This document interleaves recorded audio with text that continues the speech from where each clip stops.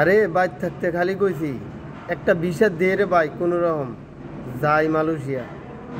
Malaysia স্বাধীন দেশ, যেমনে মনে সেমনে কাজ করবো, পাসপোর্টটা লগে থাকবো, যখন মনে চায় তখন দেশ হইতে পারবো,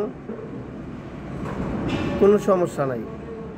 আর যারা বিল্ডিং লাইনে কাজ করে তারা মোটামুটি অনেক টিয়া মাসে কামায়। এটা শুধু কাল্পনিক স্বপ্ন। আমরা যারা বাংলাদেশ থেকে এই স্বপ্নটা দেখি একদম ভুল, একদম ভুল। মালয়েশিয়ার ভিতরে 100টা যদি বিল্ডিং লাইনের কাজ করাই না সাবকন্থায় 90টা বাটফার 10টা বালা। ওই যারা বালা 10টা সাবকনের আন্ডারে আছে তারা দেশে গিয়ে ফুটাঙ্গিরি করে আমার এই বক্কর চক্কর বেতন বালা, যার কারণে তাকে কথা হইনা মানুষ আরও উৎসাহ হইয়া 1 লাখ টাকার বিষয় 5 লাখ টাকা দিয়ে ফুটকি মারা খায়, যেমন আমরা খাইছি। দেশে থাকা অবস্থায় খালি কইছি যে বিষয়টা দিয়ে খালি কোনোরকম গেলই হয়েছে।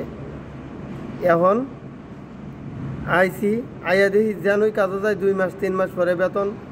এই 1 বছরের ভিতরে 3 জায়গার ভিতরে বেতন মার খাইছি 1 বছরের ভিতরে। তাহলে বুঝেন যারা 8 বছর 10 বছর থাকে 20 বছর থাকে তারা কয় জায়গায় বেতন মার খাইছে, কতটিয়া মার খাইছে। যারা মালয়েশিয়া লইয়া ভাবেন বেশি লাফালাফি করেন, কিছু নাই লাফালাফি করার। আপনি যদি দেশেতে বুঝ জানাইতে পারেন তাহলে এরকম কষ্টই পাইবেন। দিন যাইব, মাস যাইব, দিন শেষে আপনার পকেট শূন্য হইব।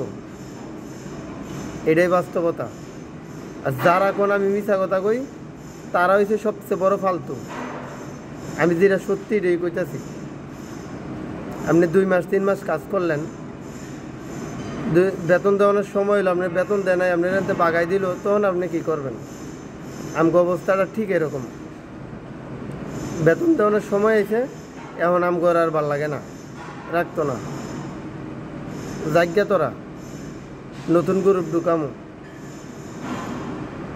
এই যে মালয়েশিয়া, আগে কইছি যে মালয়েশিয়া 10 বছর 20 বছর কেমনে থাকে মানুষ, 5 বছর 6 বছর বিদেশ করলেই সারে। এখন বুঝতেছি যে 10 বছর 20 বছর কেমনে থাকে একটা বছরের ভিতরে।